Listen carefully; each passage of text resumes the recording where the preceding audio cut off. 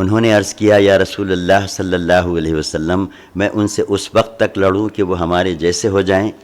آپ صلی اللہ علیہ وسلم نے فرمایا اطمینان سے جاؤ یہاں تک کہ ان کے میدان میں اترو، پھر انہیں اسلام کی دعوت دو اور اسلام میں اللہ کے جو حقوق ان پر واجب ہوتے ہیں ان سے آگاہ کرو۔ بخدا تمہارے ذریعے اللہ تعالیٰ ایک آدمی کو بھی ہدایت دے دے تو یہ تمہارے لیے سرخ اونٹوں سے بھی بہتر ہے۔ خیبر کی آبادی 2 منطقوں میں بٹی ہوئی تھی۔ ایک منطقے میں حسب ذیل 5 قلعے تھے، ایک حسن نعم، 2 حسن صعب بن معاذ، 3 حسن قلعہ زبیر، 4 حسن ابی، 5 حسن نزار۔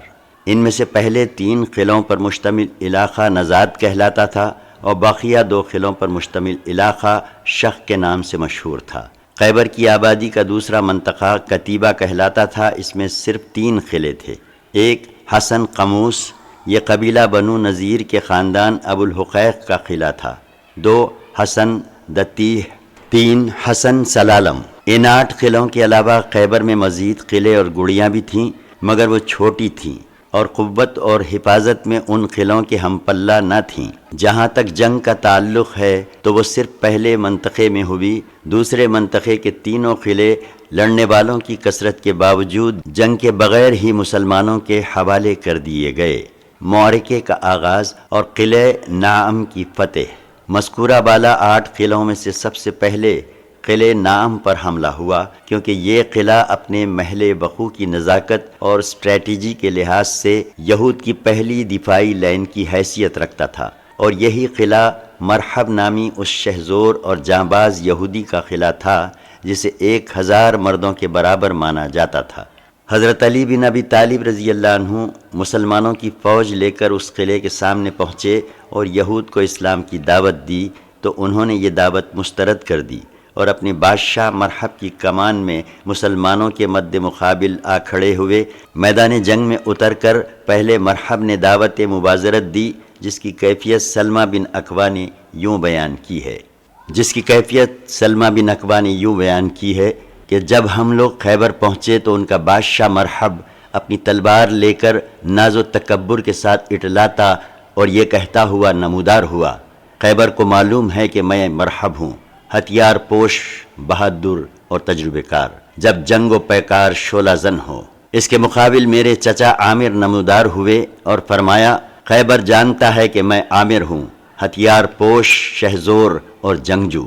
پھر دونوں نے ایک دوسرے پر وار کیا۔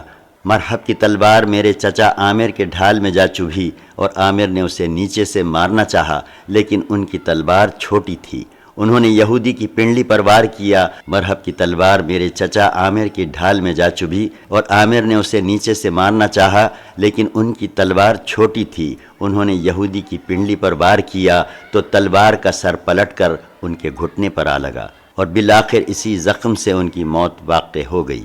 نبی صلی اللہ علیہ وسلم نے اپنی دونوں انگلیاں اکٹھا کر کے ان کے بارے میں فرمایا کہ ان کے لیے دوہرا اجر ہے، وہ بڑے جانباز مجاہد تھے، کم ہی ان جیسا کوئی عرب روئے زمین پر چلا ہوگا۔ بہرحال حضرت عامر کے زخمی ہو جانے کے بعد مرحب کے مقابلے کے لیے حضرت علی تشریف لے گئے۔ حضرت سلمہ بن اکوع کا بیان ہے کہ اس وقت حضرت علی نے یہ اشعار کہے، میں وہ شخص ہوں کہ میری ماں نے میرا نام حیدر یعنی شیر رکھا ہے، جنگل کے شیر کی طرح خوفناک، میں انہیں ساہ کے بدلے نیزے کی ناپ پوری کروں گا۔ اس کے بعد مرحب کے سر پر ایسی تلوار ماری کہ وہیں ڈھیر ہو گیا۔ پھر حضرت علی ہی کے ہاتھوں فتح حاصل ہوئی۔ جنگ کے دوران حضرت علی رضی اللہ عنہ یہود کے قلعے کے قریب پہنچے تو ایک یہودی نے قلعے کی چوٹی سے جھانک کر کہا، تم کون ہو؟ حضرت علی نے کہا، میں علی بن ابی طالب ہوں۔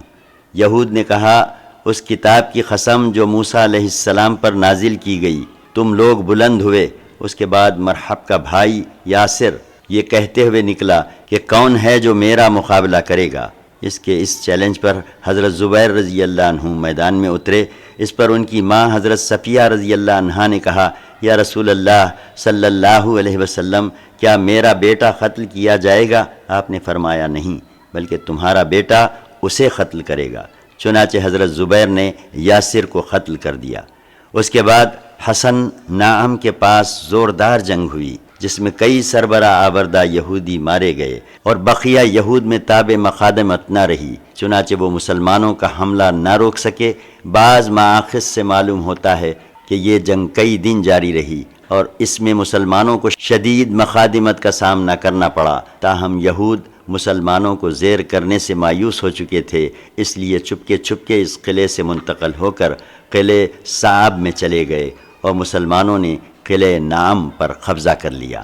قلعہ صعب بن معاذ کی فتح۔ قلعہ نام کے بعد قلعہ صعب قوت و حفاظت کے لحاظ سے دوسرا سب سے بڑا مضبوط قلعہ تھا۔ مسلمانوں نے حضرت حباب بن منذر انصاری رضی اللہ عنہ کی کمان میں اس قلعے پر حملہ کیا اور 3 روز تک اسے گھیرے میں لیے رکھا۔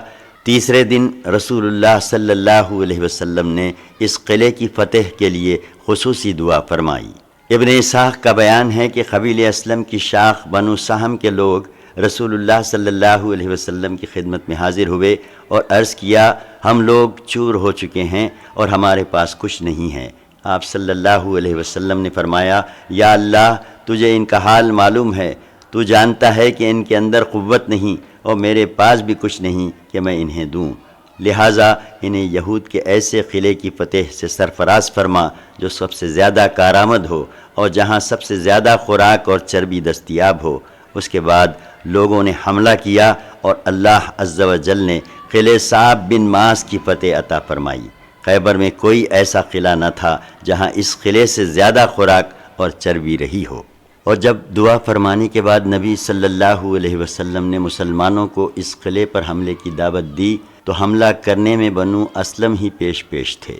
یہاں بھی قلعے کے سامنے مبازرت اور مار کاٹ ہوئی، پھر اسی روز سورج ڈوبنے سے پہلے قلعہ فتح ہو گیا اور مسلمانوں نے اس میں بعض منجنیق اور دبابے بھی پائے۔ ابن اسحاق کی اس روایت میں جس شدید بھکمری کا تذکرہ کیا گیا ہے اسی کا یہ نتیجہ تھا کہ لوگوں نے فتح حاصل ہوتے ہی گدھے ذبح کر دیے اور چولہوں پر ہانڈیاں چڑھا دیں، لیکن جب رسول اللہ صلی اللہ علیہ وسلم کو اس کا علم ہوا تو آپ نے گھریلو گدھے کے گوشت سے منع فرما دیا۔ قلعہ زبیر کی فتح۔ قلعہ نعم اور قلعہ صعب کی فتح کے بعد یہود نزات یا نتات کے سارے قلعوں سے نکل کر قلعہ زبیر میں جمع ہو گئے۔ یہ ایک محفوظ قلعہ تھا اور پہاڑ کی چوٹی پر واقع تھا۔ راستہ اتنا پرپیچ اور مشکل تھا کہ یہاں نہ سواروں کی رسائی ہو سکتی تھی نہ پیادوں کی، اس لیے رسول اللہ صلی اللہ علیہ وسلم نے اس کے گرد محاصرہ قائم کیا اور 3 روز تک محاصرہ کیے پڑے رہے۔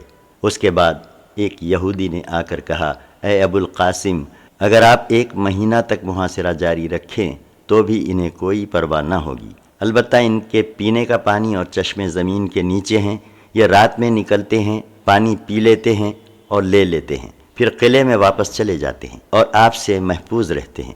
اگر آپ ان کا پانی بند کر دیں تو یہ گھٹنے ٹیک دیں گے۔ اس اطلاع پر آپ نے ان کا پانی بند کر دیا۔ اس کے بعد یہود نے باہر آ کر زبردست جنگ کی جس میں کئی مسلمان مارے گئے اور تقریباً 10 یہودی بھی کام آئے، لیکن قلعہ فتح ہو گیا۔ قلعہ ابی کی فتح۔ قلعہ زبیر سے شکست کھانے کے بعد یہود حصن ابی میں قلعہ بند ہو گئے، مسلمانوں نے اس کا بھی محاصرہ کر لیا۔ اب کی بار 2 شہزور جانباز یہودی یک کے بعد دیگرے دعوت مبازرت دیتے ہوئے میدان میں اترے اور دونوں ہی مسلمان جانبازوں کے ہاتھوں مارے گئے۔ دوسرے یہودی کے قاتل سرخ پٹی والے مشہور جاں فروش حضرت ابو دجانہ سماک بن خرشہ انصاری رضی اللہ عنہ تھے۔ وہ دوسرے یہودی کو قتل کر کے نہایت تیزی سے قلعے میں جا گھسے اور ان کے ساتھ ہی اسلامی لشکر بھی قلعے میں جا گھسا۔ قلعے کے اندر کچھ دیر تک تو زوردار جنگ ہوئی، لیکن اس کے بعد یہودیوں نے قلعے سے کھسکنا شروع کر دیا اور بالآخر سب کے سب بھاگ کر قلعہ نزار میں پہنچ گئے، جو خیبر کے نصف اول یعنی پہلے منطقے کا آخری قلعہ تھا۔ قلعہ نزار کی فتح۔ یہ قلعہ علاقے کا سب سے مضبوط قلعہ تھا اور یہود کو تقریباً یقین تھا کہ مسلمان اپنی انتہائی کوشش صرف کر دینے کے باوجود اس قلعے میں داخل نہیں ہو سکتے، اس لیے اس قلعے میں انہوں نے عورتوں اور بچوں سمیت قیام کیا، جبکہ سابقہ 4 قلعوں میں عورتوں اور بچوں کو نہیں رکھا گیا تھا۔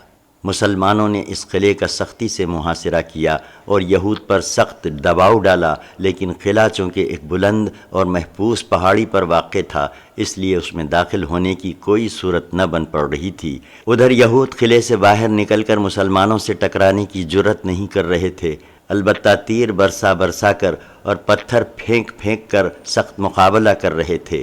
جب اس قلعہ نزار کی فتح مسلمانوں کے لیے زیادہ دشوار محسوس ہونے لگی تو رسول اللہ صلی اللہ علیہ وسلم نے منجنیق کے آلات نصب کرنے کا حکم فرمایا، اور ایسا معلوم ہوتا ہے کہ مسلمانوں نے چند گولے پھینکے بھی، جس سے قلعے کی دیواروں میں شگاف پڑ گیا اور مسلمان اندر گھس گئے۔ اس کے بعد قلعے کے اندر سخت جنگ ہوئی اور یہود نے فاش اور بدترین شکست کھائی۔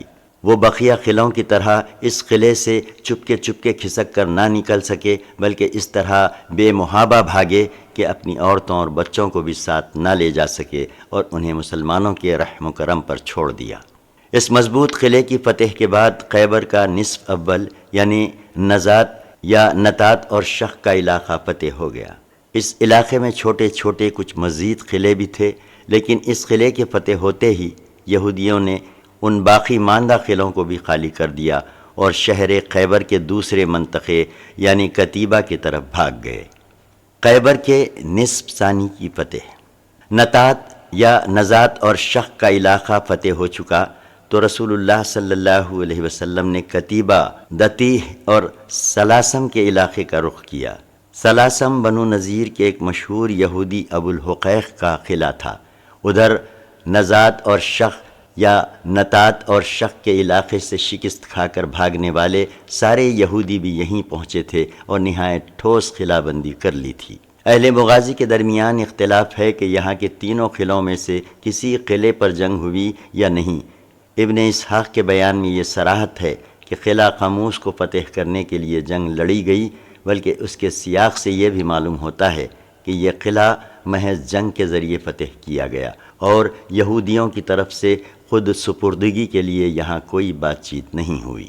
لیکن واقدی نے دو ٹوک لفظوں میں صراحت کی ہے کہ اس علاقے کے تینوں قلعے بات چیت کے ذریعے مسلمانوں کے حوالے کیے گئے۔ ممکن ہے قلعہ قاموس کی حوالگی کے لیے کسی قدر جنگ کے بعد گفت و شنید ہوئی، البتہ باقی دونوں قلعے کسی جنگ کے بغیر مسلمانوں کے حوالے کیے گئے۔ جب رسول اللہ صلی اللہ علیہ وسلم اس علاقے کتیبہ میں تشریف لائے تو وہاں کے باشندوں کا سختی سے محاصرہ کیا۔ یہ محاصرہ 14 روز جاری رہا۔ یہود اپنے قلعوں سے نکل ہی نہیں رہے تھے، یہاں تک کہ رسول اللہ صلی اللہ علیہ وسلم نے قصد فرمایا کہ منجنیق نصب فرمائیں۔ جب یہود کو تباہی کا یقین ہو گیا تو انہوں نے رسول اللہ صلی اللہ علیہ وسلم سے صلح کے لیے سلسلہ جنبانی کی۔ صلح کی بات چیت۔ پہلے ابن ابی الحقیق نے رسول اللہ صلی اللہ علیہ وسلم کے پاس پیغام بھیجا کہ کیا میں آپ کے پاس آ کر بات چیت کر سکتا ہوں؟ آپ صلی اللہ علیہ وسلم نے فرمایا ہاں، اور جب یہ جواب ملا تو اس نے آپ کے پاس حاضر ہو کر اس شرط پر صلح کر لی کہ قلعے میں جو فوج ہے اس کی جان بخشی کر دی جائے اور ان کے بال بچے انہی کے پاس رہیں گے، یعنی انہیں لونڈی اور غلام نہیں بنایا جائے گا، بلکہ وہ اپنے بال بچوں کو لے کر خیبر کی سرزمین سے نکل جائیں گے اور اپنے اموال، باغات، زمینیں، سونے، چاندی، گھوڑے، زرہیں رسول اللہ صلی اللہ علیہ وسلم کے حوالے کر دیں گے۔ صرف وہ کپڑا لے جائیں گے جو انسان کی پشت پر ہوگا۔ رسول اللہ صلی اللہ علیہ وسلم نے فرمایا، اور اگر تم لوگوں نے مجھ سے کچھ چھپایا تو پھر اللہ اور اس کے رسول بری الذمہ ہوں گے۔ یہود نے یہ شرط منظور کر لی اور مصالحت ہو گئی۔ اس مصالحت کے بعد تینوں قلعے مسلمانوں کے حوالے کر دیے گئے اور اس طرح خیبر کی فتح مکمل ہو گئی۔ ابو الحقیق کے دونوں بیٹوں کی بدعہدی اور ان کا قتل۔ اس معاہدے کے الرغم ابو الحقیق کے دونوں بیٹوں نے بہت سا مال غائب کر دیا۔ ایک کھال غائب کر دی جس میں مال اور حیی بن اخطب کے زیورات تھے۔ اسے حیی بن اخطب مدینہ سے بنو نذیر کی جلاوطنی کے وقت اپنے ہمراہ لایا تھا۔ ابن اسحاق کا بیان ہے کہ رسول اللہ صلی اللہ علیہ وسلم کے پاس کنانہ بن ابی الحقیق لایا گیا۔ اس کے پاس بنو نذیر کا خزانہ تھا، لیکن آپ نے دریافت کیا تو اس نے یہ تسلیم کرنے سے انکار کر دیا کہ اسے خزانے کی جگہ کے بارے میں کوئی علم ہے۔ اس کے بعد ایک یہودی نے آ کر بتایا کہ میں کنانہ کو روزانہ اس ویرانے کا چکر لگاتے ہوئے دیکھتا تھا۔ اس پر رسول اللہ صلی اللہ علیہ وسلم نے کنانہ سے فرمایا، یہ بتاؤ کہ اگر یہ خزانہ ہم نے تمہارے پاس سے برآمد کر لیا تو پھر تو ہم تمہیں قتل کر دیں گے نا؟ اس نے کہا جی ہاں۔ آپ نے ویرانہ کھودنے کا حکم دیا اور اس سے کچھ خزانہ برآمد ہوا۔ پھر باقی ماندہ خزانے کے متعلق آپ نے دریافت کیا تو اس نے پھر ادائیگی سے انکار کر دیا۔ اس پر آپ صلی اللہ علیہ وسلم نے اسے حضرت زبیر کے حوالے کر دیا اور فرمایا اسے سزا دو، یہاں تک کہ اس کے پاس جو کچھ ہے وہ سب کا سب ہمیں حاصل ہو جائے۔ حضرت زبیر نے اس کے سینے پر چخماق کی ٹھوکریں ماریں یہاں تک کہ اس کی جان پر بن آئی۔ پھر اسے رسول اللہ صلی اللہ علیہ وسلم نے محمد بن مسلمہ کے حوالے کر دیا اور انہوں نے محمود بن مسلمہ کے بدلے اس کی گردن مار دی۔ محمود سایہ حاصل کرنے کے لیے قلعہ نعام کی دیوار کے نیچے بیٹھے تھے کہ اس شخص نے ان پر چکی کا پاٹ گرا کر انہیں قتل کر دیا تھا۔ ابن قیم کا بیان ہے کہ رسول اللہ صلی اللہ علیہ وسلم نے ابو الحقیق کے دونوں بیٹوں کو قتل کرا دیا تھا اور ان دونوں کے خلاف مال چھپانے کی گواہی کنانہ کے چچیرے بھائی نے دی تھی۔ اس کے بعد رسول اللہ صلی اللہ علیہ وسلم نے حیی بن اخطب کی صاحبزادی حضرت صفیہ کو قیدی بنا لیا۔ وہ کنانہ بن ابی الحقیق کے تحت تھیں اور ابھی دلہن تھیں، انہیں حال ہی میں رخصت کیا گیا تھا۔ اموال غنیمت کی تقسیم۔ رسول اللہ صلی اللہ علیہ وسلم نے یہود کو خیبر سے جلا وطن کرنے کا ارادہ فرمایا تھا اور معاہدے میں یہی طے بھی ہوا تھا، مگر یہود نے کہا اے محمد صلی اللہ علیہ وسلم ہمیں اسی زمین میں رہنے دیجئے، ہم اس کی دیکھ ریکھ کریں گے کیونکہ ہمیں آپ لوگوں سے زیادہ اس کی معلومات ہیں۔ ادھر رسول اللہ صلی اللہ علیہ وسلم اور صحابہ کرام کے پاس اتنے غلام نہ تھے جو اس زمین کی دیکھ ریکھ اور جوتنے بونے کا کام کر سکتے، اور نہ خود صحابہ کو اتنی فرصت تھی کہ یہ کام سر انجام دے سکتے۔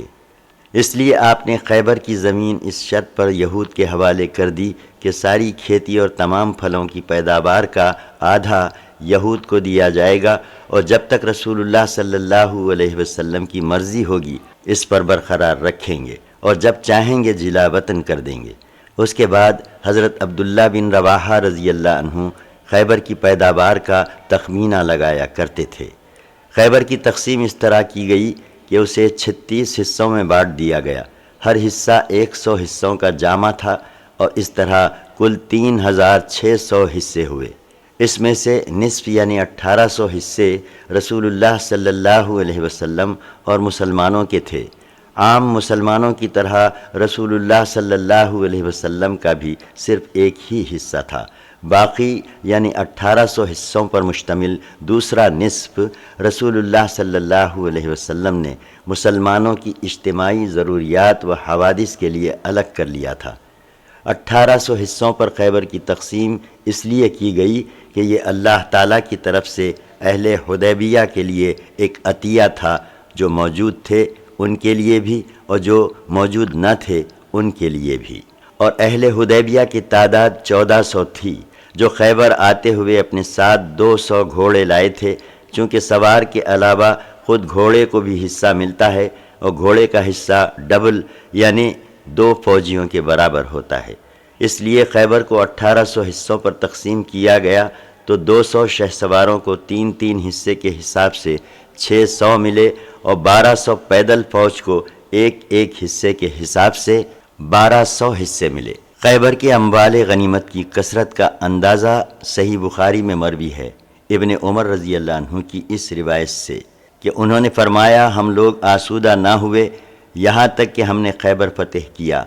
اسی طرح حضرت عائشہ رضی اللہ عنہا کی اس روایت سے ہوتا ہے کہ انہوں نے فرمایا جب خیبر فتح ہوا تو ہم نے کہا اب ہمیں پیٹ بھر کر کھجور ملے گی۔ نیز جب رسول اللہ صلی اللہ علیہ وسلم مدینہ تشریف لائے تو مہاجرین نے انصار کو کھجوروں کے وہ درخت واپس کر دیے جو انصار نے امداد کے طور پر انہیں دے رکھے تھے، کیونکہ اب ان کے لیے خیبر میں مال اور کھجور کے درخت ہو چکے تھے۔ حضرت جعفر بن ابی طالب اور اشعری صحابہ کی آمد۔ اسی غزوے میں حضرت جعفر بن ابی طالب رضی اللہ عنہ خدمت نبوی میں حاضر ہوئے۔ ان کے ساتھ اشعری مسلمان یعنی حضرت ابو موسیٰ اور ان کے رفقا بھی تھے رضی اللہ عنہم۔ حضرت ابو موسیٰ اشعری رضی اللہ عنہ کا بیان ہے کہ یمن میں ہمیں رسول اللہ صلی اللہ علیہ وسلم کے ظہور کا علم ہوا تو ہم لوگ یعنی میں اور میرے بھائی اپنی قوم کے 50 آدمیوں سمیت اپنے وطن سے ہجرت کر کے ایک کشتی پر سوار آپ کی خدمت میں روانہ ہوئے، لیکن ہماری کشتی نے ہمیں نجاشی کے ملک حبشہ میں پھینک دیا۔ وہاں حضرت جعفر اور ان کے رفقا سے ملاقات ہوئی۔ انہوں نے بتایا کہ رسول اللہ صلی اللہ علیہ وسلم نے ہمیں بھیجا ہے اور یہیں ٹھہرے رہنے کا حکم دیا ہے، آپ لوگ بھی ہمارے ساتھ ٹھہر جائیے۔ چنانچہ ہم لوگ بھی ان کے ساتھ ٹھہر گئے اور خدمت نبوی میں اس وقت پہنچ سکے جب آپ خیبر فتح کر چکے تھے۔ آپ نے ہمارا بھی حصہ لگایا، لیکن ہمارے علاوہ کسی بھی شخص کو جو فتح خیبر میں موجود نہ تھا کوئی حصہ نہیں لگایا، صرف شرکائے جنگ ہی کا حصہ لگایا۔ البتہ حضرت جعفر اور ان کے رفقا کے ساتھ ہماری کشتی والوں کا بھی حصہ لگایا اور ان کے لیے بھی مال غنیمت تقسیم کیا۔ اور جب حضرت جعفر نبی صلی اللہ علیہ وسلم کی خدمت میں پہنچے تو آپ نے ان کا استقبال کیا اور انہیں چوم کر فرمایا، واللہ میں نہیں جانتا کہ مجھے کس بات کی خوشی زیادہ ہے، خیبر کی فتح کی یا جعفر کی آمد کی۔ یاد رہے کہ ان لوگوں کو بلانے کے لیے رسول اللہ صلی اللہ علیہ وسلم نے حضرت عمرو بن امیہ زمری کو نجاشی کے پاس بھیجا تھا اور اس سے کہلوایا تھا کہ وہ ان لوگوں کو آپ کے پاس روانہ کر دے۔ چنانچہ نجاشی نے 2 کشتیوں پر سوار کر کے انہیں روانہ کر دیا۔ یہ کل 16 آدمی تھے اور ان کے ساتھ ان کے باقی ماندہ بچے اور عورتیں بھی تھیں۔ بقیہ لوگ اس سے پہلے مدینہ آ چکے تھے۔ حضرت صفیہ سے شادی۔ ہم بتا چکے ہیں کہ جب حضرت صفیہ کا شوہر کنانہ بن ابی الحقیق اپنی بدعہدی کے سبب قتل کر دیا گیا تو حضرت صفیہ قیدی عورتوں میں شامل کر لی گئیں۔ اس کے بعد جب یہ قیدی عورتیں جمع کی گئیں تو حضرت دحیہ بن خلیفہ کلبی رضی اللہ عنہ نے نبی صلی اللہ علیہ وسلم کی خدمت میں آ کر عرض کیا، اے اللہ کے نبی صلی اللہ علیہ وسلم، مجھے قیدی عورتوں میں سے ایک لونڈی دے دیجیے۔ آپ نے فرمایا، جاؤ ایک لونڈی لے لو۔ انہوں نے جا کر حضرت صفیہ بنت حیی کو منتخب کر لیا۔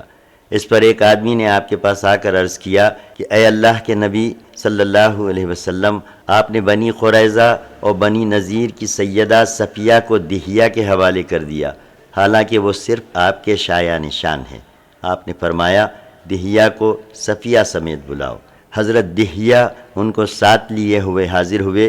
آپ نے انہیں دیکھ کر حضرت دحیہ سے فرمایا کہ قیدیوں میں سے کوئی دوسری لونڈی لے لو۔ پھر آپ نے حضرت صفیہ پر اسلام پیش کیا، انہوں نے اسلام قبول کر لیا۔ اس کے بعد آپ صلی اللہ علیہ وسلم نے انہیں آزاد کر کے ان سے شادی کر لی اور ان کی آزادی ہی کو ان کا مہر قرار دیا۔ مدینہ واپسی میں سد صحابہ پہنچ کر وہ حلال ہو گئیں۔ اس کے بعد حضرت سلیم رضی اللہ عنہا نے انہیں آپ کے لیے آراستہ کیا اور رات میں آپ کے پاس رخصت کر دیا۔ آپ نے دولہے کی حیثیت سے ان کے ہمراہ صبح کی اور کھجور، گھی اور ستو سان کر ولیمہ کھلایا اور راستے میں 3 روز شبہائے عروسی کے طور پر ان کے پاس قیام فرمایا۔ اس موقع پر آپ صلی اللہ علیہ وسلم نے ان کے چہرے پر ہرا نشان دیکھا۔ دریافت فرمایا، یہ کیا ہے؟ کہنے لگیں، یا رسول اللہ صلی اللہ علیہ وسلم، آپ کے خیبر آنے سے پہلے میں نے خواب دیکھا تھا کہ چاند اپنی جگہ سے ٹوٹ کر میری آغوش میں آ گرا ہے۔ بخدا مجھے آپ کے معاملے کا کوئی تصور بھی نہ تھا، لیکن میں نے یہ خواب اپنے شوہر سے بیان کیا تو اس نے میرے چہرے پر تھپڑ رسید کرتے ہوئے کہا، یہ بادشاہ جو مدینہ میں ہے تم اس کی آرزو کر رہی ہو۔ زہرآلود بکری کا واقعہ۔ خیبر کی فتح کے بعد جب رسول اللہ صلی اللہ علیہ وسلم مطمئن اور یکسو ہو چکے تو سلام بن مشکم کی بیوی زینب بنت حارث نے آپ کے پاس بھنی ہوئی بکری کا ہدیہ بھیجا۔ اس نے پوچھ رکھا تھا کہ رسول اللہ صلی اللہ علیہ وسلم کون سا عضو زیادہ پسند کرتے ہیں، اور اسے بتایا گیا تھا کہ دستہ، اس لیے اس نے دستے میں خوب زہر ملا دیا تھا اور اس کے بعد بقیہ حصہ بھی زہر آلود کر دیا تھا۔ پھر اسے لے کر وہ رسول اللہ صلی اللہ علیہ وسلم کے پاس آئی اور آپ کے سامنے رکھا تو آپ نے دستہ اٹھا کر اس کا ایک ٹکڑا چبایا، لیکن نگلنے کے بجائے تھوک دیا، یہ ہڈی مجھے بتلا رہی ہے کہ اس میں زہر ملایا گیا ہے۔ اس کے بعد آپ نے زینب کو بلایا تو اس نے اقرار کر لیا۔ آپ نے پوچھا کہ تم نے ایسا کیوں کیا؟ اس نے کہا، میں نے سوچا کہ اگر یہ بادشاہ ہے تو ہمیں اس سے راحت مل جائے گی، اور اگر نبی ہے تو اسے قبر دے دی جائے گی۔ اس پر آپ صلی اللہ علیہ وسلم نے اسے معاف کر دیا۔ اس موقع پر آپ کے ساتھ حضرت بشر بن برا بن معرور رضی اللہ عنہ بھی تھے۔ انہوں نے ایک لقمہ نگل لیا تھا جس کی وجہ سے ان کی موت واقع ہو گئی۔ روایات میں اختلاف ہے کہ آپ نے اس عورت کو معاف کر دیا تھا یا قتل کر دیا تھا۔ تطبیق اس طرح دی گئی ہے کہ پہلے تو آپ نے معاف کر دیا تھا، لیکن جب حضرت بشر رضی اللہ عنہ کی موت واقع ہو گئی تو پھر قصاص کے طور پر قتل کر دیا۔ جنگ خیبر میں فریقین کے مقتولین۔ خیبر کے مختلف معرکوں میں کل مسلمان جو شہید ہوئے ان کی تعداد 16 ہے۔ 4 قریش سے، 1 قبیلے اشجع سے، 1 قبیلے اسلم سے، 1 اہل خیبر سے اور بقیہ انصار سے۔ ایک قول یہ بھی ہے کہ ان معرکوں میں کل 18 مسلمان شہید ہوئے۔ علامہ منصور پوری نے 19 لکھا ہے۔ پھر وہ لکھتے ہیں، اہل سیر نے شہدائے خیبر کی تعداد 15 لکھی ہے، مجھے تلاش کرتے ہوئے 23 نام ملے ہیں۔ زنیب بن وائلہ کا نام صرف باقدی نے اور زنیب بن حبیب کا نام صرف طبری نے لیا ہے۔ بشر بن برا بن معرور کا انتقال خاتمہ جنگ کے بعد زہرآلود گوشت کھانے سے ہوا، جو نبی صلی اللہ علیہ وسلم کے لیے زینب یہودیہ نے بھیجا تھا۔ بشر بن عبد المنذر کے بارے میں 2 روایات ہیں، ایک بدر میں شہید ہوئے، 2 جنگ خیبر میں شہید ہوئے۔ میرے نزدیک روایت اول قوی ہے۔ دوسرے فریق یعنی یہود کے مقتولین کی تعداد 93 ہے۔ فدق، رسول اللہ صلی اللہ علیہ وسلم نے خیبر پہنچ کر محیصہ بن مسعود رضی اللہ عنہ کو اسلام کی دعوت دینے کے لیے فدق کے یہود کے پاس بھیج دیا تھا، لیکن اہل فدق نے اسلام قبول کرنے میں دیر کی، مگر جب اللہ نے خیبر فتح فرما دیا تو ان کے دلوں میں رعب پڑ گیا اور انہوں نے رسول اللہ صلی اللہ علیہ وسلم کے پاس آدمی بھیج کر اہل خیبر کے معاملے کے مطابق فدق کی نصف پیداوار دینے کی شرائط پر مصالحت کی پیشکش کی۔ آپ صلی اللہ علیہ وسلم نے پیشکش قبول کر لی اور اس طرح فدق کی سرزمین خالص رسول اللہ صلی اللہ علیہ وسلم کے لیے ہوئی، کیونکہ مسلمانوں نے اس پر گھوڑے اور اونٹ نہیں دوڑائے تھے، یعنی اسے بزور شمشیر فتح نہیں کیا تھا۔ وادی القری، وادی القری، رسول اللہ صلی اللہ علیہ وسلم خیبر سے فارغ ہوئے تو وادی القری تشریف لے گئے۔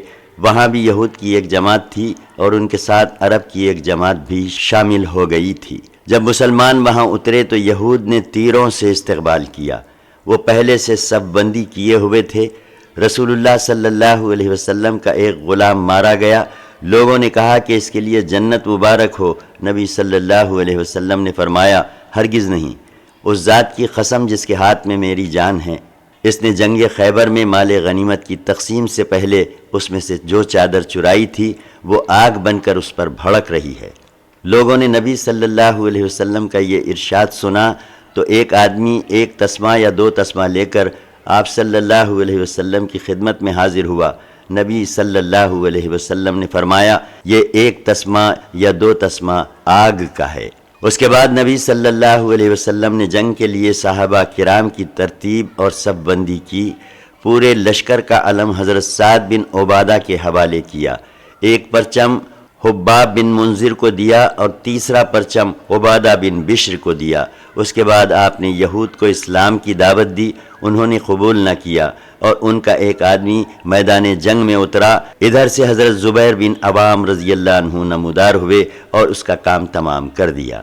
پھر دوسرا آدمی نکلا، حضرت زبیر نے اسے بھی قتل کر دیا۔ اس کے بعد ایک اور آدمی میدان میں آیا، اس کے مقابلے کے لیے حضرت علی رضی اللہ عنہ نکلے اور اسے قتل کر دیا۔ اس طرح رفتہ رفتہ ان کے 11 آدمی مارے گئے۔ جب ایک آدمی مارا جاتا تو نبی صلی اللہ علیہ وسلم باقی یہودیوں کو اسلام کی دعوت دیتے۔ اس دن جب نماز کا وقت ہوتا تو آپ صحابہ کرام کو نماز پڑھاتے اور پھر پلٹ کر یہود کے بالمقابل چلے جاتے اور انہیں اسلام اور اللہ اور اس کے رسول کی دعوت دیتے۔ اس طرح لڑتے لڑتے شام ہو گئی۔ دوسرے دن صبح آپ پھر تشریف لے گئے، لیکن ابھی سورج نیزہ برابر بھی بلند نہ ہوا ہوگا کہ ان کے ہاتھ میں جو کچھ تھا اسے آپ صلی اللہ علیہ وسلم کے حوالے کر دیا، یعنی آپ نے بزور قوت فتح حاصل کی اور اللہ نے ان کے اموال آپ کو غنیمت میں دیے۔ صحابہ کرام کو بہت سارا ساز و سامان ہاتھ آیا۔ رسول اللہ صلی اللہ علیہ وسلم نے وادی القری میں 4 روز قیام فرمایا اور جو مال غنیمت ہاتھ آیا تھا اسے صحابہ کرام پر تقسیم فرما دیا۔ البتہ زمین اور کھجور کے باغات کو یہود کے ہاتھ میں رہنے دیا اور اس کے متعلق ان سے بھی اہل خیبر جیسا معاملہ طے فرمایا۔ تیمہ کے یہودیوں کو جب خیبر، فدق اور وادی القری کے باشندوں پر سپر انداز ہونے کی اطلاع ملی تو انہوں نے مسلمانوں کے خلاف کسی قسم کی محاذرائی کا مظاہرہ کرنے کی بجائے از خود آدمی بھیج کر صلح کی پیشکش کی۔ رسول اللہ صلی اللہ علیہ وسلم نے ان کی پیشکش قبول فرما لی اور یہ یہود اپنے اموال کے اندر مقیم رہے۔ اس کے متعلق آپ نے ایک نوشتہ بھی تحریر فرما دیا جو یہ تھا: یہ تحریر ہے محمد الرسول اللہ کی طرف سے بنو عادیہ کے لیے، ان کے لیے ذمہ ہے اور ان پر جزیہ ہے، ان پر نہ زیادتی ہوگی نہ انہیں جلا وطن کیا جائے گا، رات معاون ہوگی اور دن پختگی بخش، یعنی یہ معاہدہ دائمی ہوگا۔ اور یہ تحریر خالد بن سعید نے لکھی۔ اس کے بعد رسول اللہ صلی اللہ علیہ وسلم نے مدینہ واپسی کی راہ لی۔ واپسی کے دوران لوگ ایک وادی کے قریب پہنچے تو بلند آواز سے اللہ اکبر، لا الہ الا اللہ کہنے لگے۔ رسول اللہ صلی اللہ علیہ وسلم نے فرمایا، اپنے نفسوں کے ساتھ سہولت برتو، تم لوگ کسی بہرے اور غائب کو نہیں پکار رہے ہو بلکہ اس ہستی کو پکار رہے ہو جو سننے والی اور قریب ہے۔ نیز اثنائے راہ میں ایک بار رات بھر سفر جاری رکھنے کے بعد آپ صلی اللہ علیہ وسلم نے آخر رات میں راستے میں کسی جگہ پڑاؤ ڈالا اور حضرت بلال کو یہ تاکید کر کے سو رہے کہ ہمارے لیے رات پر نظر رکھنا، یعنی صبح ہوتے ہی نماز کے لیے بیدار کر دینا۔ لیکن حضرت بلال کی بھی آنکھ لگ گئی، وہ پورب کی طرف منہ کر کے اپنی سواری پر ٹیک لگائے بیٹھے تھے کہ سو گئے۔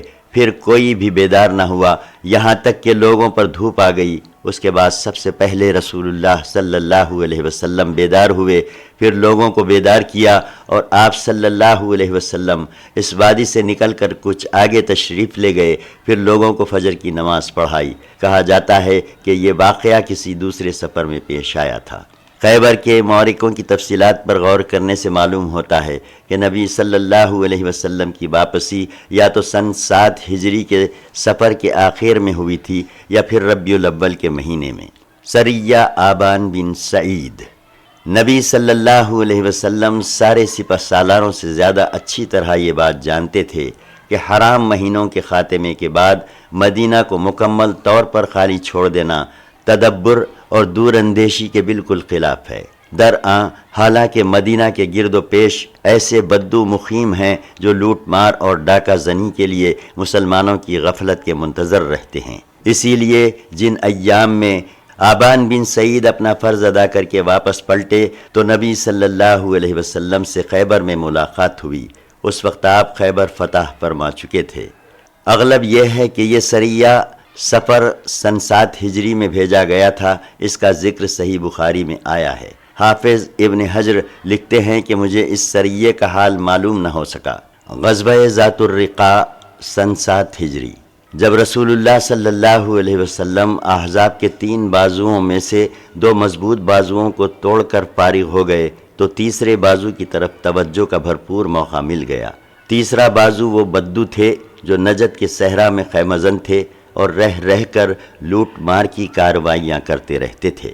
چونکہ یہ بدو کسی آبادی یا شہر کے باشندے نہ تھے اور ان کا قیام مکانات اور قلعوں کے اندر نہ تھا، اس لیے اہل مکہ اور باشندگان خیبر کی بنسبت ان پر پوری طرح قابو پا لینا اور ان کے شر و فساد کی آگ مکمل طور پر بجھا دینا سخت دشوار تھا، لہٰذا ان کے حق میں صرف خوفزدہ کرنے والی تعدیدی کارروائیاں ہی مفید ہو سکتی تھیں۔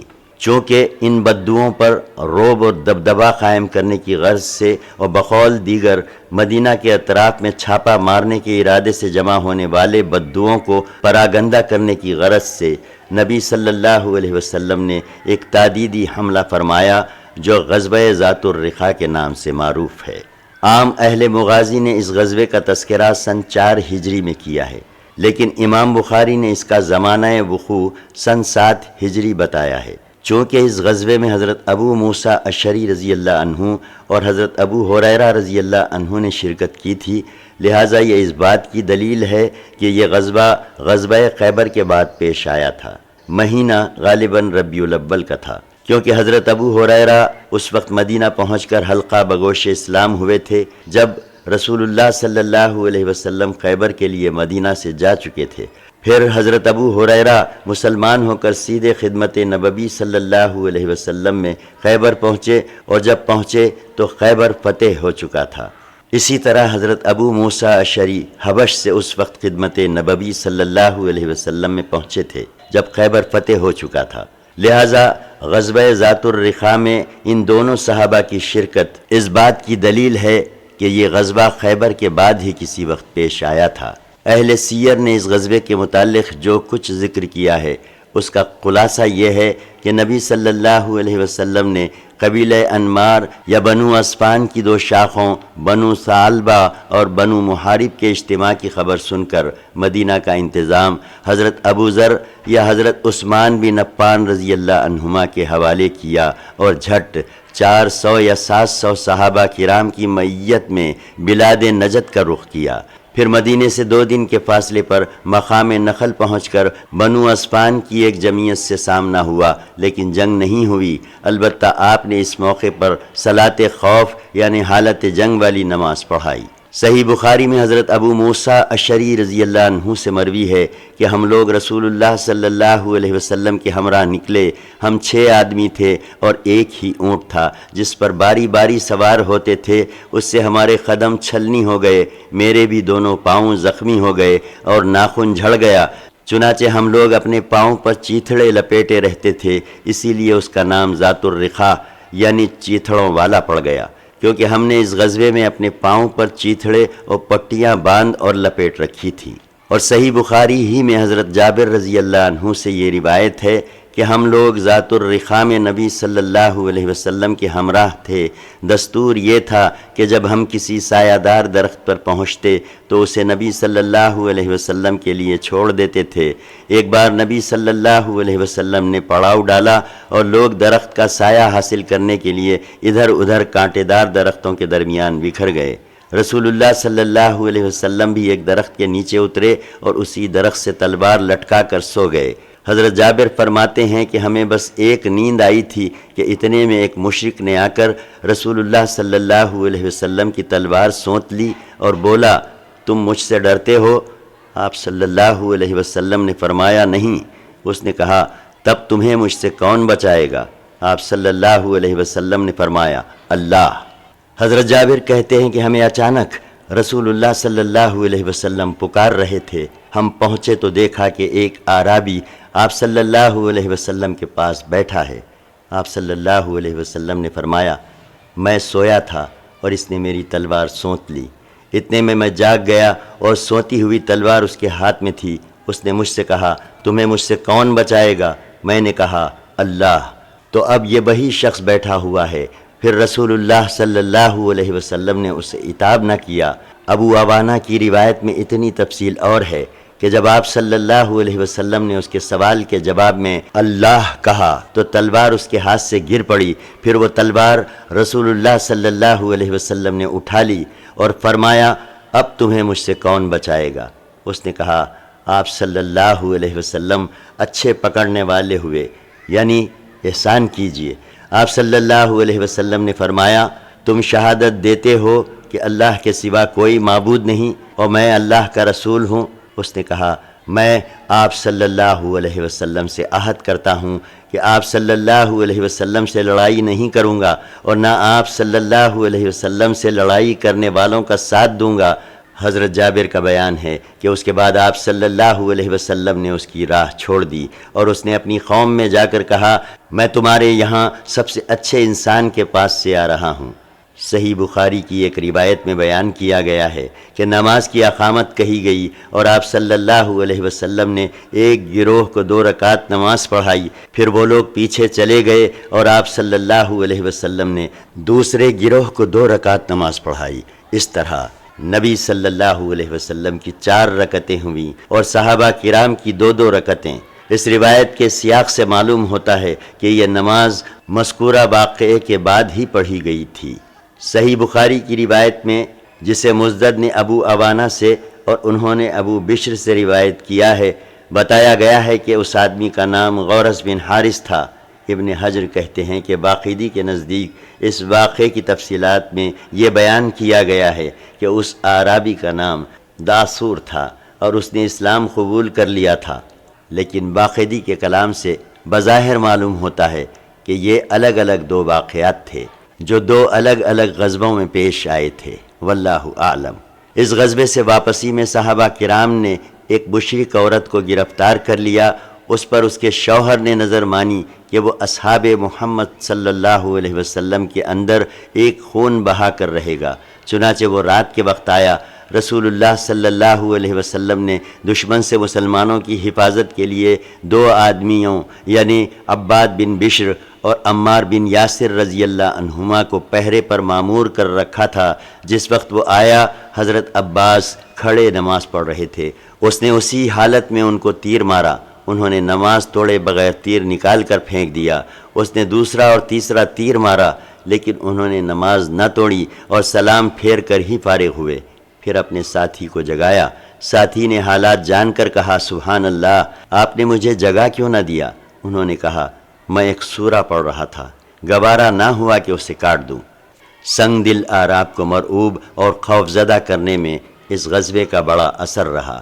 ہم اس غزوے کے بعد پیش آنے والے سرایا کی تفصیلات پر نظر ڈالتے ہیں تو دیکھتے ہیں کہ ادفان کے ان قبائل نے اس غزوے کے بعد سر اٹھانے کی جرت نہ کی، بلکہ ڈھیلے پڑتے پڑتے سپر انداز ہو گئے اور بالآخر اسلام قبول کر لیا۔ حتیٰ کہ ان اعراب کے کئی قبائل ہم کو فتح مکہ اور غزوہ حنین میں مسلمانوں کے ساتھ نظر آتے ہیں اور انہیں غزوہ حنین کے مال غنیمت سے حصہ دیا جاتا ہے۔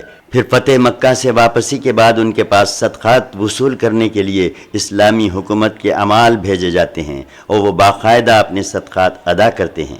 غرض اس حکمت عملی سے وہ تینوں بازو ٹوٹ گئے جو جنگ خندق میں مدینہ پر حملہ آور ہوئے تھے، اور اس کی وجہ سے پورے علاقے میں امن و سلامتی کا دورہ ہو گیا۔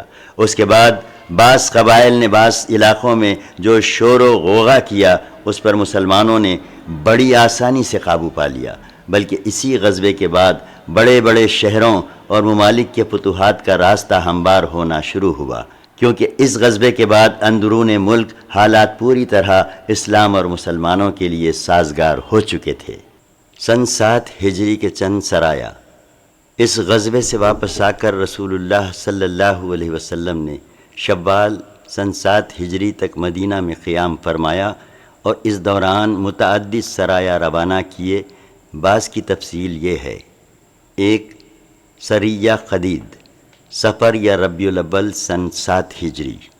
یہ سریہ غالب بن عبداللہ لیثی کی کمان میں قدید کی جانب قبیلہ بنو ملوح کی تعدید کے لیے روانہ کیا گیا۔ وجہ یہ تھی کہ بنو ملوح نے بشر بن سوید کے رفقا کو قتل کر دیا تھا اور اسی کے انتقام کے لیے اس سریہ کی روانگی عمل میں آئی تھی۔ اس سریہ نے رات میں چھاپا مار کر بہت سے افراد کو قتل کر دیا اور ڈھور ڈنگر ہانک لائے۔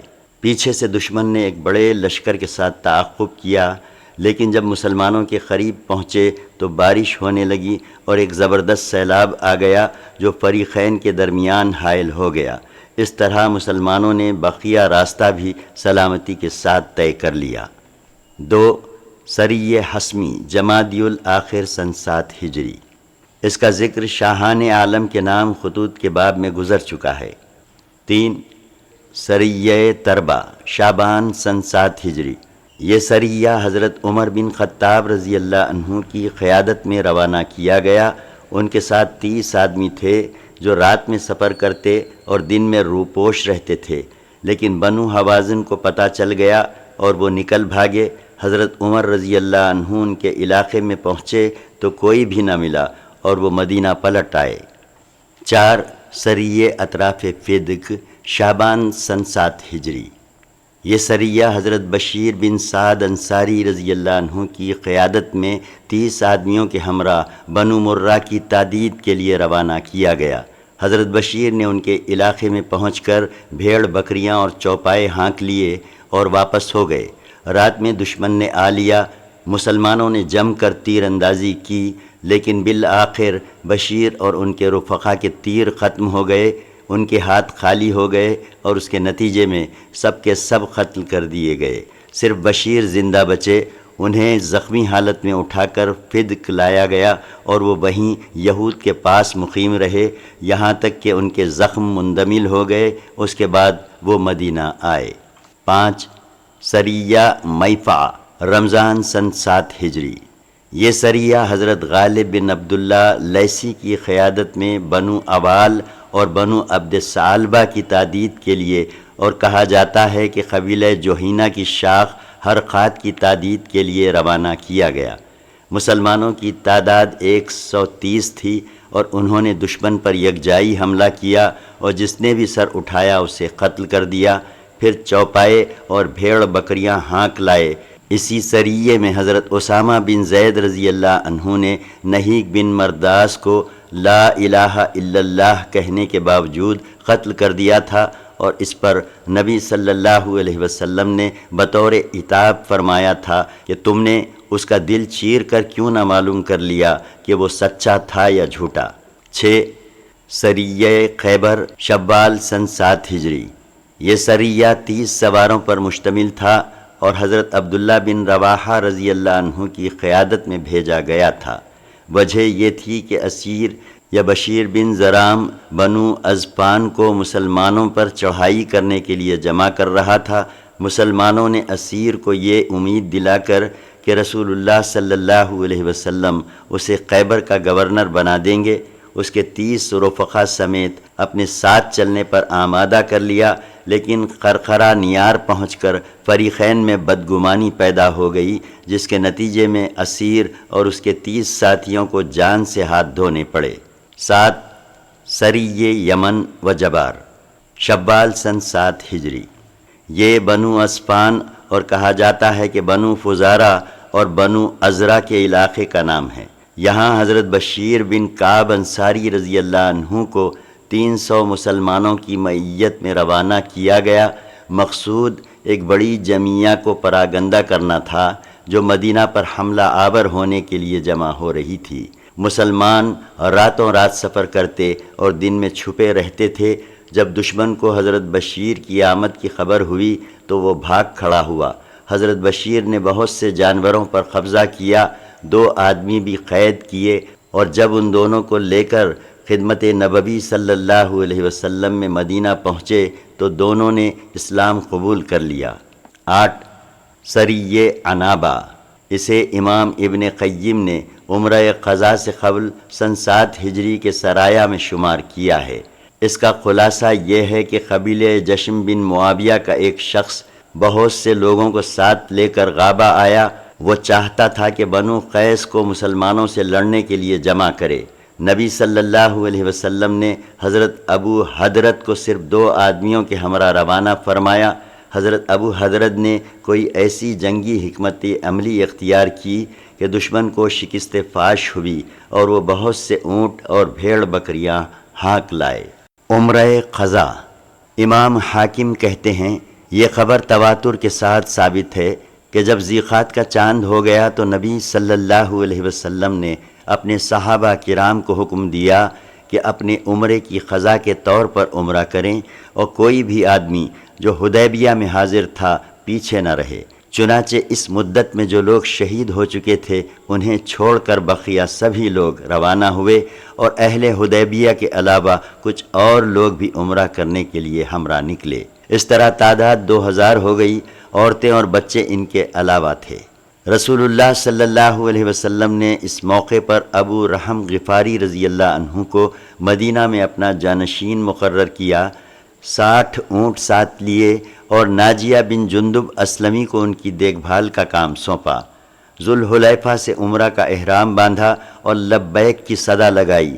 آپ کے ساتھ مسلمانوں نے بھی لبیک پکارا اور قریش کی جانب سے بدعہدی کے اندیشے کے سبب ہتھیار اور جنگجو افراد کے ساتھ مستعد ہو کر نکلے۔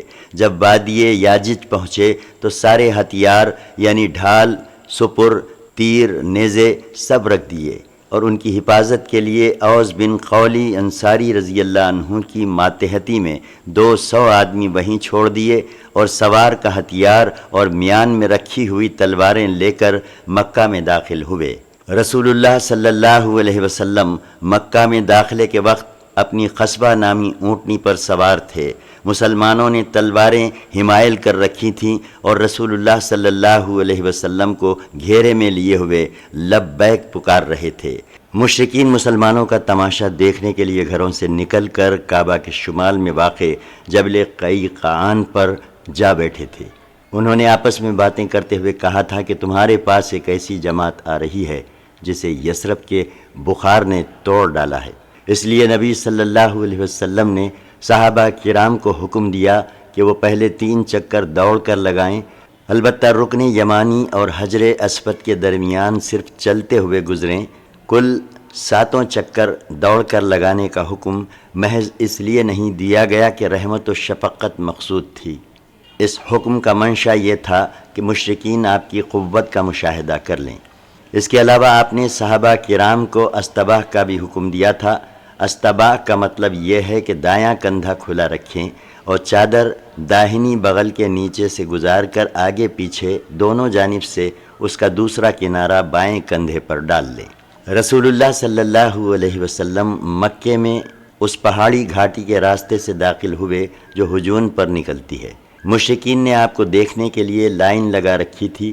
آپ مسلسل لبیک کہہ رہے تھے، یہاں تک کہ حرم پہنچ کر اپنی چھڑی سے حجر اسود کو چھوا، پھر طواف کیا۔ مسلمانوں نے بھی طواف کیا۔ اس وقت حضرت عبداللہ بن رواحہ رضی اللہ عنہ تلوار حمائل کیے رسول اللہ صلی اللہ علیہ وسلم کے آگے آگے چل رہے تھے اور رجز کے یہ اشعار پڑھ رہے تھے: کفار کے پوتو، ان کا راستہ چھوڑ دو، راستہ چھوڑ دو کہ ساری بھلائی اس کے پیغمبر ہی میں ہے۔ رحمان نے اپنی تنزیل میں اتارا ہے، یعنی ایسے صحیفوں میں جن کی تلاوت اس کے پیغمبر پر کی جاتی ہے۔ اے پروردگار، میں ان کی بات پر ایمان رکھتا ہوں اور اسے قبول کرنے ہی کو حق جانتا ہوں کہ بہترین قتل وہ ہے جو اللہ کی راہ میں ہو۔ آج ہم اس کی تنزیل کے مطابق تمہیں ایسی مار ماریں گے کہ کھوپڑی اپنی جگہ سے چھٹک جائے گی اور دوست کو دوست سے بے خبر کر دے گی۔ حضرت انس رضی اللہ عنہ کی روایت میں یہ بھی مذکور ہے کہ اس پر حضرت عمر بن خطاب رضی اللہ عنہ نے کہا: اے ابن رواحہ، تم رسول اللہ صلی اللہ علیہ وسلم کے سامنے اور اللہ کے حرم میں شعر کہہ رہے ہو۔ نبی کریم صلی اللہ علیہ وسلم نے فرمایا: اے عمر، انہیں رہنے دو، کیونکہ یہ ان کے اندر تیر کے مار سے بھی زیادہ تیز ہے۔ رسول اللہ صلی اللہ علیہ وسلم اور مسلمانوں نے 3 چکر دوڑ کر لگائے۔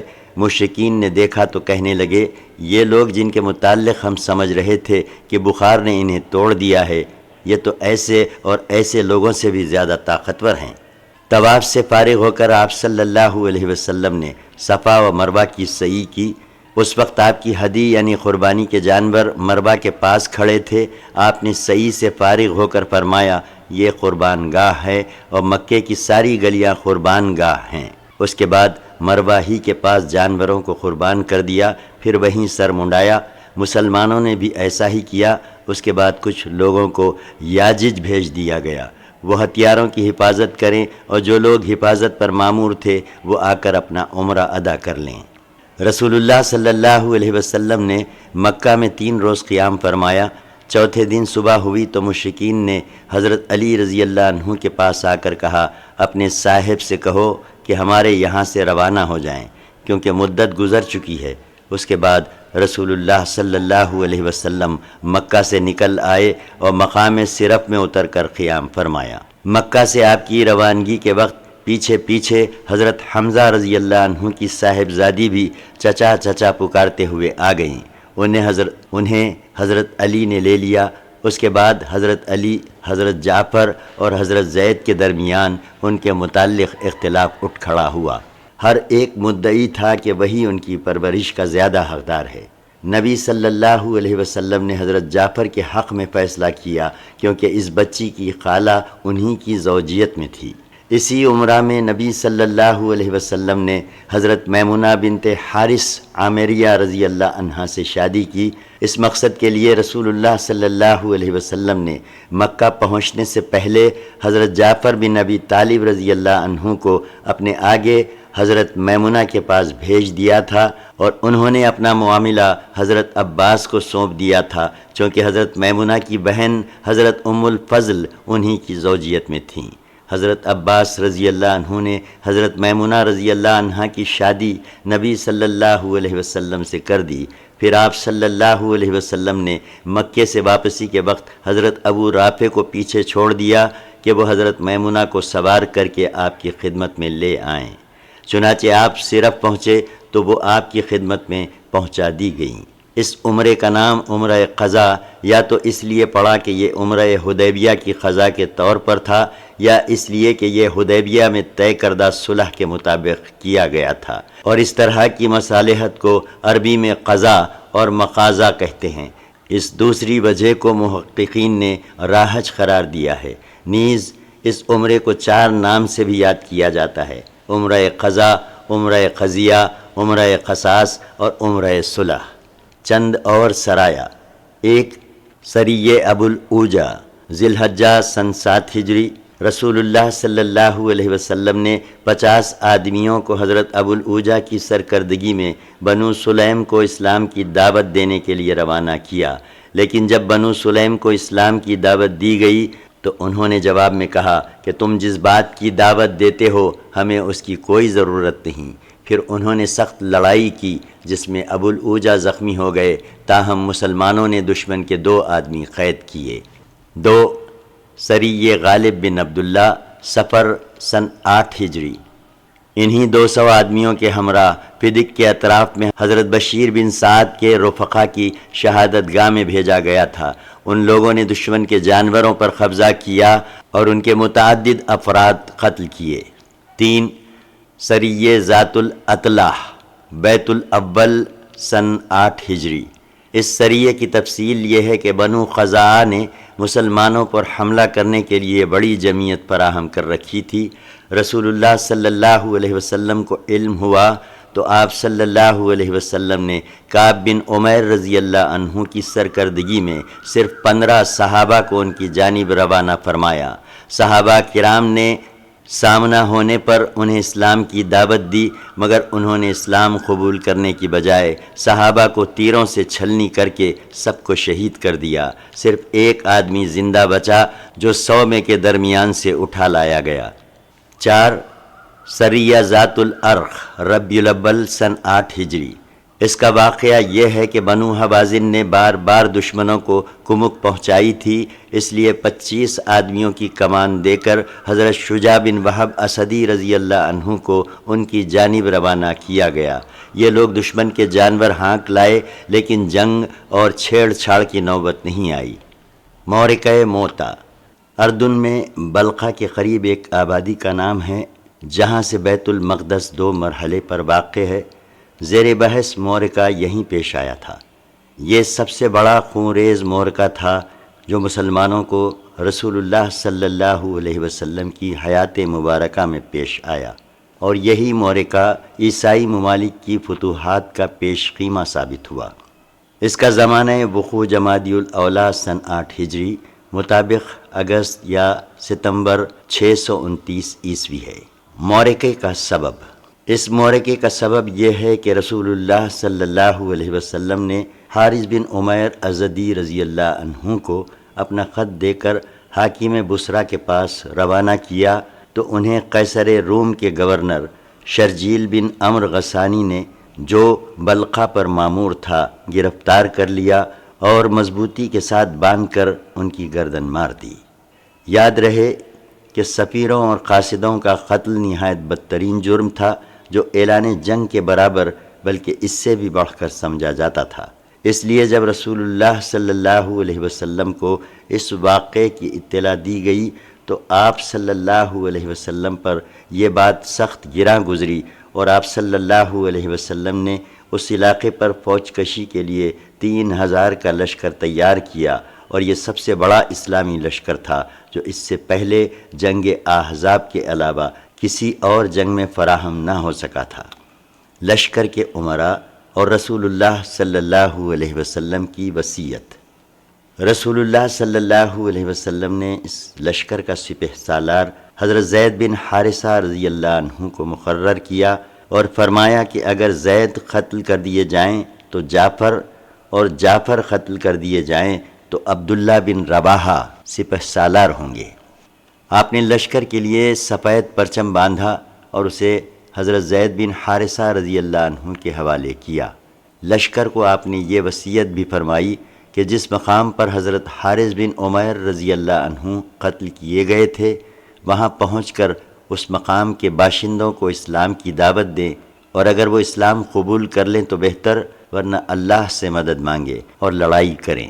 آپ صلی اللہ علیہ وسلم نے فرمایا کہ اللہ کے نام سے اللہ کی راہ میں اللہ کے ساتھ کفر کرنے والوں سے غزوہ کرو، اور دیکھو بد عہدی نہ کرنا، خیانت نہ کرنا، کسی بچے اور عورت اور فنا کے قریب بوڑھے کو اور گرجے میں رہنے والے تاریک الدنیا کو قتل نہ کرنا، کھجور اور کوئی اور درخت نہ کاٹنا، اور کسی عمارت کو منہدم نہ کرنا۔